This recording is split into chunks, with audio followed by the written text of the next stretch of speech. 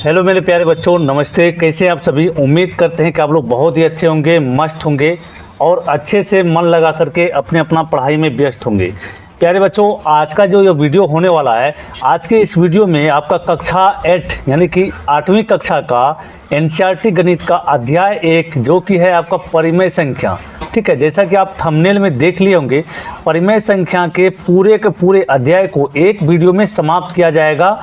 बिल्कुल एक ही वीडियो में आपको बेसिक कंसेप्ट और प्रश्नावली 1.1 को समाप्त कर दिया जाएगा और आपको इसके अलावा कोई भी वीडियो, किसी भी प्रकार का वीडियो देखने का ज़रूरत नहीं पड़ेगा। प्यारे विद्यार्थियों, आज की इस वीडियो में आपको परिभाषा, सूत्र, नियम और इसके साथ साथ प्रश्नावली 1.1 अच्छे तरीके से बताया जाएगा। एकदम जीरो लेवल से आपको बताया जाएगा। यदि आप इस वीडियो पर आए हैं तो बिल्कुल सही वीडियो पर आए हैं।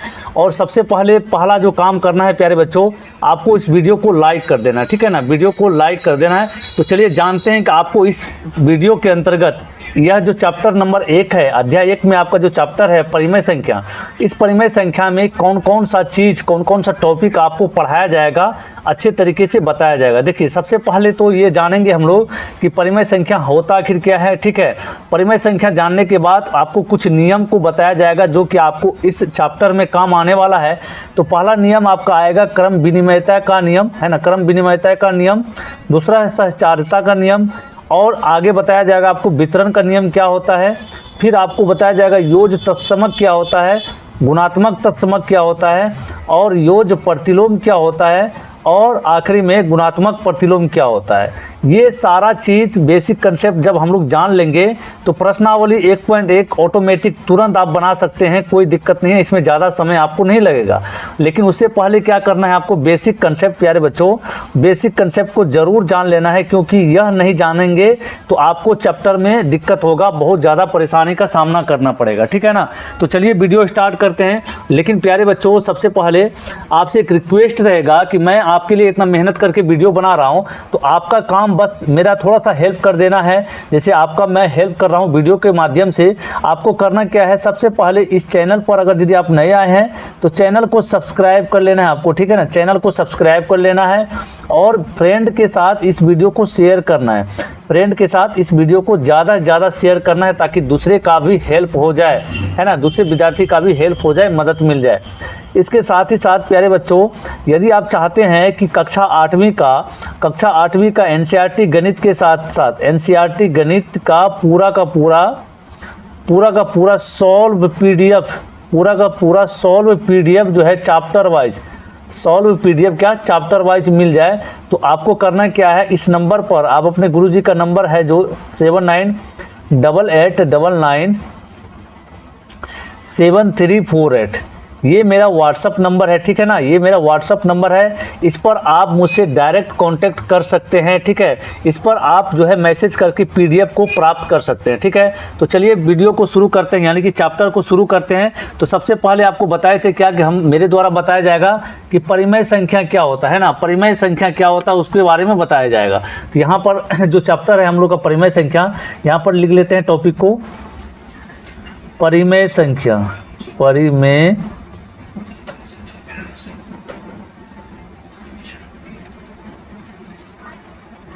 परिमेय संख्या क्या होता है इसके बारे में सबसे पहले हम लोग जान लेते हैं, ठीक है ना। प्यारे बच्चों, आप सभी को पता होना चाहिए कि परिमेय संख्या का डिफिनेशन होता है वैसी संख्या जिसे P/Q के रूप में लिखा जा सके, है ना। जो P/Q के रूप में हो उसे क्या कहेंगे, परिमेय संख्या कहेंगे। तो इसका क्या हो जाएगा परिभाषा, वैसी संख्या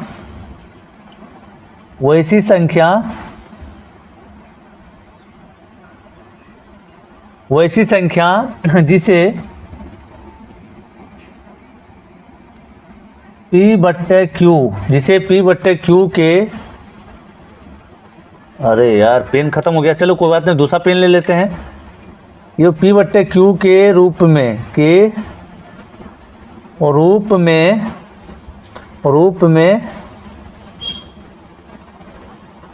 लिखा जा सके उसे क्या कहेंगे, उसे परिमेय संख्या कहेंगे, उसे परिमेय संख्या कहा जाता है या कहते हैं, ठीक है, परिमेय संख्या कहते हैं। ठीक है, जहाँ Q का मान कभी भी 0 के बराबर नहीं होगा, तो Q is not equal to 0। ठीक है, ये आपको हमेशा ध्यान में रखना है। मतलब बट्टा के रूप में 0 कभी भी नहीं हो सकता। ऊपर में 0 हो जाए अलग वाली बात है, लेकिन नीचे में 0 कभी नहीं हो सकता है। ठीक है ना। अब चलिए प्यारे विद्यार्थियों, कुछ हम लोग जो इस चैप्टर में जो हम लोग को काम, सॉरी बिजली चली गई है, वेट कर लेते हैं हम लोग। चलिए फाइनली कुछ देर इंतजार करने के बाद बिजली आ गई है। एक बार मैं फिर से रिपीट कर दे रहा हूँ। परिमेय संख्या वो ऐसी संख्या जिसे P/Q के रूप में लिखा जा सके, उसे क्या कहते हैं? परिमेय संख्या कहते हैं। लेकिन हाँ प्यारे बच्चों, हमेशा जो है Q का मान 0 के बराबर कभी भी नहीं होना चाहिए। ये चीज़ आपको हमेशा ध्यान में रखना है। ठीक है, चलिए अब कुछ इंपॉर्टेंट नियम हैं आपको जो बताए थे, कुछ रूल्स होता है, उसको हम लोग ध्यान में लेकर के चलेंगे, उसको एक एक करके आपको बताएंगे। जैसे कि क्रम विनिमयता का नियम, साहचर्यता का नियम, वितरण नियम, योज तत्समक, योज प्रतिलोम और गुणात्मक प्रतिलोम, ये सभी को एक एक करके अभी आप लोगों को बताने जा रहा हूँ। सबसे पहला नियम हम लोग का जो है VBI रूल्स, जो इस चैप्टर में आपका जो नियम है उसको जो पढ़ना पड़ेगा। पहला नियम है आपका प्यारे बच्चों, पहला नियम है क्रम विनिमयता का नियम। क्रम विनिमयता का नियम। ठीक है, देखो इसमें क्या होता है कि कोई दो परिमेय संख्या होगा। ठीक है ना, कोई दो परिमेय संख्या होगा। जैसे मान लेते हैं कि परिमेय संख्या जो है, पहला है P/Q और दूसरा मान लेते हैं क्या? दूसरा मान लेते हैं R/S। ठीक है, इसको और बोलते हैं, एंड का सिंबल है ना। तो पहला P/Q और दूसरा है R/S। ये दो परिमेय संख्या हैं। इसको जो है जोड़ और गुणा के रूप में किस तरीके से लिखा जा सकता है बराबर में, यहाँ पर देखिए ऐसे लिखा जाता है। क्रम विनिमयता में P/Q प्लस R/S, अगर ऐसा कोई परिमेय संख्या लिखा हुआ है तो उसको ऐसे भी लिखा जा सकता है, R/S प्लस में P/Q। इसी को कहते हैं क्रम विनिमयता, क्रम विनिमयता का योग नियम। ठीक है, क्रम विनिमयता का योग नियम। तो यहाँ पर ये आपका हो गया पहला, क्रम विनिमयता में A नंबर, और दूसरा B में होता है क्रम विनिमयता का गुणन, यानी कि गुणा का नियम। तो अगर कोई दो परिमेय संख्या ऐसे लिखा हुआ है P/Q गुणा में R/S, तो इसको कैसे लिखा जा सकता है? ऐसे भी लिखा जा सकता है, R/S गुणा में P/Q। ठीक है, तो इसको बोलते हैं क्रम विनिमयता का योग, योगात्मक या योग क्रम, इसको बोलते हैं क्या? क्रम विनिमयता का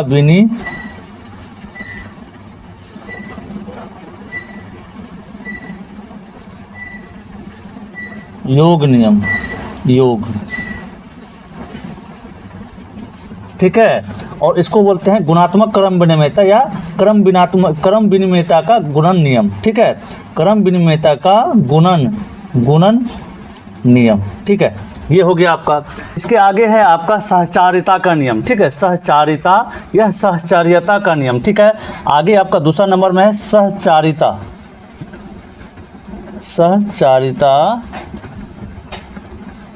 या इसी को बोलते हैं साहचर्यता का नियम, साहचर्यता का नियम। ठीक है प्यारे बच्चों, इसमें क्या होता है, ऊपर वाले में हम लोग क्या पढ़े हैं, क्रम विनिमयता में दो परिमेय संख्या था। ठीक है ना, दो परिमेय संख्या। इसमें क्या होता है, तीन परिमेय संख्या, कोई तीन परिमेय संख्या P/Q, R/S और उसके बाद मान लेते हैं T/U। ये तीन परिमेय संख्या हैं। इसको जोड़ के रूप में और गुणा के रूप में जो सजाया जाता है उसी को सहचारिता का नियम कहते हैं। देखिए जोड़ के रूप में कैसे लिखा जा सकता है इसको, जैसे मान लीजिए P/Q plus R/S plus T/U। ठीक है, यहाँ पर ब्रैकेट लग जाता है पहली बार में। तो अगला जो इसको लिखने का तरीका होगा, कैसे लिखा जाता है, P/Q plus R/S plus T/U। अब इसी चीज़ को अगर ब्रैकेट यहाँ पर पहले भी लगा दें तो कोई फर्क नहीं पड़ता है, हम लोग का जो मान होता है वो सेम आता है, जितना का उतना ही आना होता है। तो कहने का मतलब ये हुआ कि सहचारिता में इस तरह से आप इसको जो है सजा सकते हैं, इस तरह से बना सकते हैं किसी भी परिमेय संख्या को। ब्रैकेट बाद में लगा हुआ है प्लस में, तो ब्रैकेट पहले लगा सकते हैं, कोई फर्क नहीं पड़ता है। तो इसी को कहते हैं सहचारिता का नियम। अब आगे है इसी, ये तो हो गया योग। अब गुणा के रूप में देखिए कैसे लिखा जाता है, गुणा के रूप में भी इसी तरह से होता है, P/Q गुणा R/S गुणा T/U। ठीक है। तो यहाँ पर ब्रैकेट लगा हुआ है। अब इसी चीज़ को कैसे लिखा जाता है, यहाँ पर बराबर के इस पार में P/Q गुना R/S गुना में T/U। तो ब्रैकेट क्या है, यहाँ लगा दे रहे हैं, ब्रैकेट इन दोनों के साथ में लगा दे रहे हैं। तो ये हो गया गुणात्मक सहचारिता और ये हो गया योगात्मक सहचारिता, ठीक है। सहचारिता का नियम भी समझ गए आप। अब आगे आपका है कि वितरण का नियम, ठीक है ना। वितरण का नियम देखते हैं क्या है, वितरण का नियम। तीसरा नंबर में जो कि बहुत इंपॉर्टेंट है नियम आपका, वो है वितरण का नियम। वितरण का नियम, इसी को बोलते हैं डिस्ट्रीब्यूटिव लॉ। वितरण का नियम,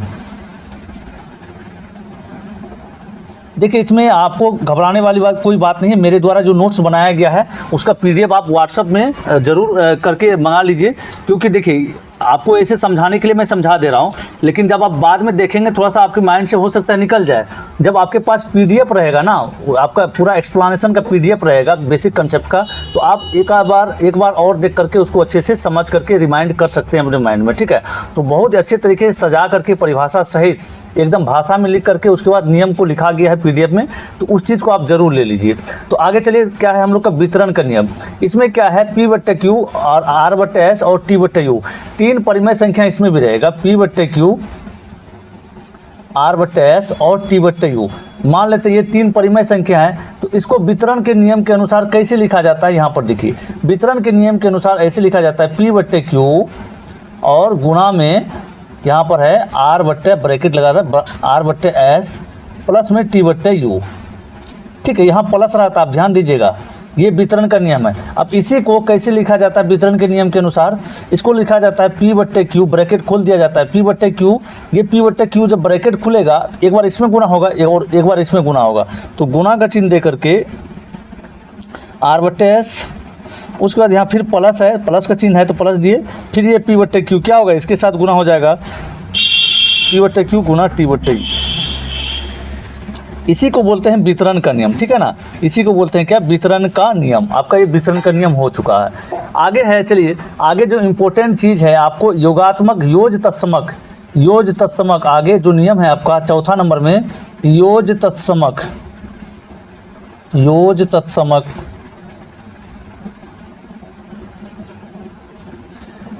किसी भी परिमेय संख्या का योज तत्समक क्या होता है, तो हमेशा शून्य होता है। कैसे शून्य होता है, देखिए मान लीजिए कोई परिमेय संख्या है P/Q, ठीक है। योज तत्समक कहने मतलब क्या है, ऐसा कौन सा मान है जो कि उस परिमेय संख्या में जोड़ने पर उतना ही प्राप्त हो जाए। तो वो इसमें क्या जोड़ेंगे तो उतना ही प्राप्त होगा, तो 0 जोड़ेंगे तो यहाँ पर हो जाएगा फिर P/Q ही आएगा। तो कहने मतलब ये हुआ कि योज तत्समक, किसी भी परिमेय संख्या का योज तत्समक कितना होता है, तो 0 होता है। किसी भी परिमेय संख्या का योज तत्समक 0 होता है, ये चीज़ आप ध्यान में रखेंगे। आगे आपका है 5वां नंबर में योज प्रतिलोम।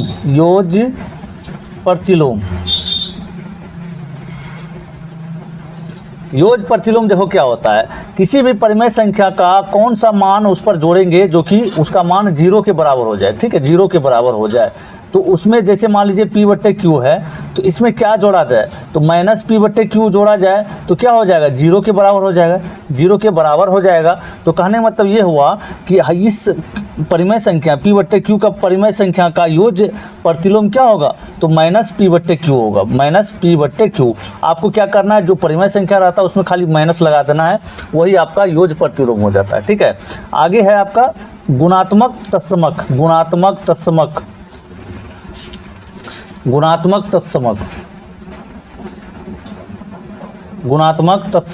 देखो प्यारे बच्चे, गुणात्मक तत्समक कोई भी परिमेय संख्या है तो उसका गुणात्मक तत्समक कहने मतलब ऐसा कौन सा संख्या है जो कि गुणा करने पर उतना ही प्राप्त आ जाए। तो इस परिमेय संख्या में क्या गुणा करेंगे जो कि उतना ही प्राप्त हो, मतलब P/Q ही आए। तो इसमें अगर यदि 1 से गुणा करेंगे तो P/Q ही आएगा। तो गुणात्मक तत्समक कितना होता है, हमेशा किसी भी परिमेय संख्या का गुणात्मक तत्समक 1 होता है, ठीक है। आप इसको याद ही कर लीजिएगा। इसके बाद आपका है गुणात्मक प्रतिलोम। गुणात्मक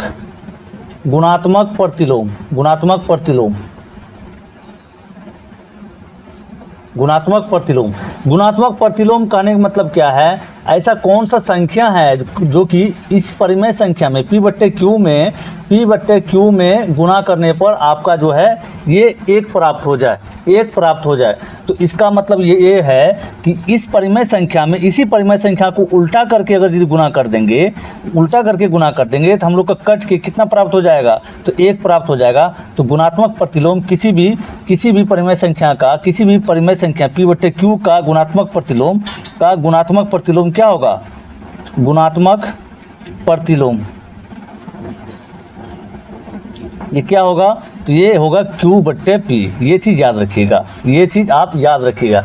अभी हम लोग सवाल बनाएंगे, उसमें भी समझ में आ जाएगा। एक एग्जांपल इसमें आपको दे देते हैं। जैसे मान लीजिए 4/5 का गुणात्मक प्रतिलोम अगर पूछेगा आपसे, गुणात्मक प्रतिलोम पूछेगा तो क्या होगा, गुणात्मक प्रतिलोम पूछा जाएगा तो क्या होगा, गुणात्मक प्रतिलोम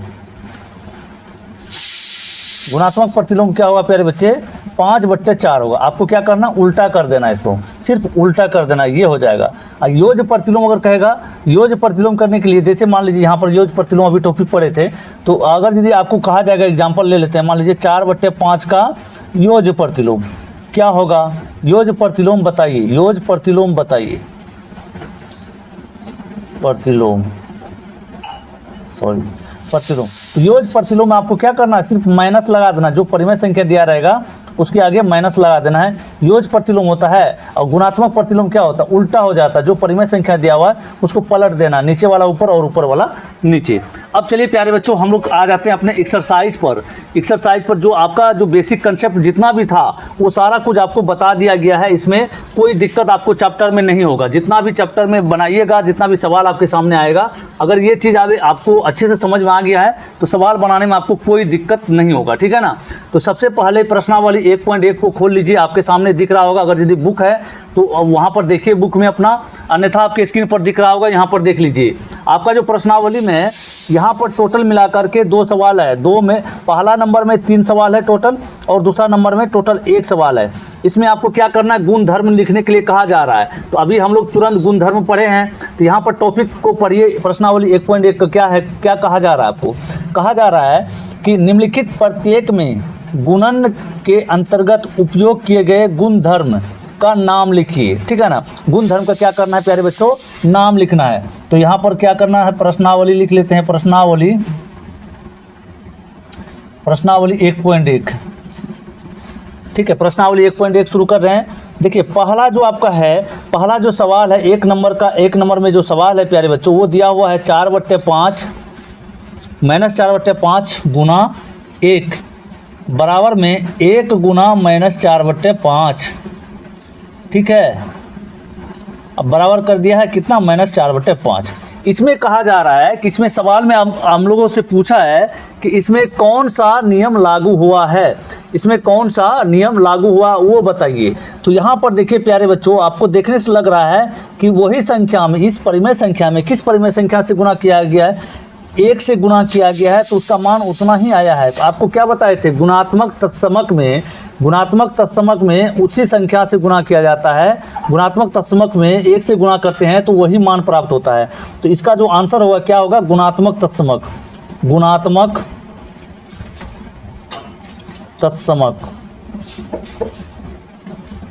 ठीक है ना। अब चलिए दूसरा नंबर सवाल में देखते हैं क्या है। दूसरा नंबर सवाल में कौन सा नियम लागू हुआ है। तो -13/17 -2/7 बराबर में आपका है -2/7 गुना कर दिया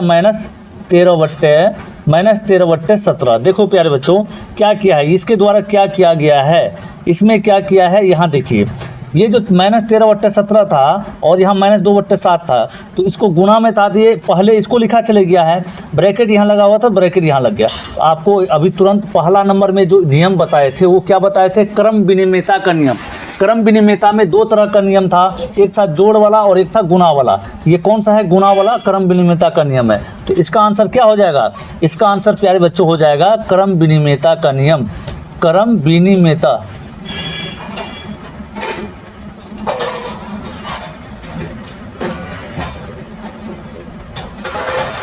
ठीक है, इसका आंसर ये हो गया। अब तीसरा नंबर, 1 नंबर का 3 नंबर में देखिए प्यारे बच्चों क्या है, 1 नंबर का 3 नंबर में आपको दिया हुआ है सवाल, यहाँ पर देखिए क्या है, -19/29 गुना में 29/-19, ये कौन सा नियम पर आधारित है, बराबर में 1 दिया है, ये कौन सा नियम पर आधारित है, तो गुणात्मक प्रतिलोम, अभी आपको तुरंत बताए थे गुणात्मक प्रतिलोम। यहाँ देखिए गुणात्मक प्रतिलोम, P/Q था तो गुणा में Q/P हो गया, बराबर में तब जाकर के कितना हुआ, 1 हुआ। तो वही चीज़ यहाँ पर क्या है प्यारे बच्चों, -19/29 है, P के जगह में 19 है, Q के जगह में 29 है, तो गुणा में इसी को क्या किया, पलट दिया, तब जाकर के 1 हुआ है। तो इसका आंसर प्यारे बच्चों, इसका आंसर क्या होगा, इसका आंसर होगा गुणात्मक प्रतिलोम, गुणात्मक प्रतिलोम, ठीक है, इसका आंसर आपका ये हो गया। आगे चलिए, 1 नंबर का तीनों सवाल हम लोग बना चुके हैं। आगे है प्यारे बच्चों, आगे है, कह रहा है कि बताइए कौन से गुण धर्म की सहायता से आप 1/3 गुना 6 गुना 4/3 को 1/3 गुना 6 गुना 4/3 के रूप में अभिकलन करते हैं। तो हम लोग का सवाल है प्यारे बच्चा, हम लोग का सवाल है इस तरह से 1/3, उसके बाद है क्या, 6 गुना 4/3, यहाँ पर ब्रैकेट बंद कर दिया है, ठीक है, ब्रैकेट बंद कर दिया है। अब इसी को कैसे करके लिखा है, 1/3 गुना 6, 1/3 गुना 6 गुना 4/3। आपको बताए थे किस में, सहचारिता के नियम में। देखिए यहाँ पर बताए होंगे सहचारिता के नियम में, सहचारिता के नियम में प्यारे बच्चों, देखिए सहचारिता के नियम में बताए हैं कैसे। यहाँ पर देखिए 3 परिमेय संख्या रहेगा, तो उसको गुणा के रूप में यहाँ पर एक बार ब्रैकेट लगाया, तो बाद में ब्रैकेट पहले लगाया जा सकता है। तो यहाँ भी क्या है आपका, 3 परिमेय संख्या है, कौन कौन सब है, तो 1/3 है, 6 के नीचे कुछ नहीं तो 6/1 लिख सकते हैं आप। यहाँ भी 4/3 हो गया, इस तरह से ब्रैकेट लगाया। अब आगे इसी को क्या किया, इस तरह से लिख दिया, ब्रैकेट पहले लगा दिया, यहाँ 6 है जिसके नीचे कुछ नहीं तो 1 देकर के परिमेय संख्या बना दिए। तो ये कौन सा नियम है, इसका आंसर क्या हो जाएगा प्यारे बच्चों, इसका आंसर हो जाएगा सहचारिता का नियम, सहचारिता, ये आपका आंसर हो गया सहचारिता का नियम। चलिए हम लोग प्रश्नावली, देखिए प्रश्नावली 1.1 में मात्र आपका इतना ही सवाल था, लेकिन इतना सवाल को बनाने के लिए आपको कितना चीज़ पढ़ना पड़ा है, वो सभी चीज़ को याद रखना पड़ेगा आपको। आगे चल करके और भी कोई सवाल बनाइएगा एग्जाम में, इसके अलावा भी किसी भी तरह का सवाल आ जाएगा तो आप अच्छे तरीके से बना सकेंगे। तो इसके लिए आपको क्या करना है प्यारे बच्चों, आगे भविष्य के लिए आपका ध्यान में हमेशा बने रहे ये सब चीज़, ये सब कंसेप्ट। तो इसके लिए आपको जो है इस नंबर पर व्हाट्सअप कर लेना है 7988997348। तो पूरा एनसीईआरटी गणित का आपको जो है पीडीएफ सॉल्यूशन चैप्टर वाइज मिल जाएगा, ठीक है, पीडीएफ जो है सॉल्यूशन चैप्टर वाइज मिल जाएगा। उसके बाद आपको फॉर्मूला का भी आपको चैप्टर वाइज मिल जाएगा बेसिक कंसेप्ट के साथ। उम्मीद करते हैं कि वीडियो बहुत ही अच्छा लगा होगा। अगर वीडियो पसंद आए तो वीडियो को लाइक करके चैनल को जरूर सब्सक्राइब कर लीजिए। साथ ही अपने दोस्तों के पास, प्यारे बच्चों, दोस्तों के पास शेयर जरूर करिए, ठीक है। शेयर करने से मेरा मोटिवेशन बना रहेगा और आप लोगों के लिए लगातार मैं वीडियो बनाता रहूँगा। तो आप लोग का काम है शेयर करना, तो वीडियो को जरूर शेयर कर लीजिए। जय हिंद, वंदे मातरम।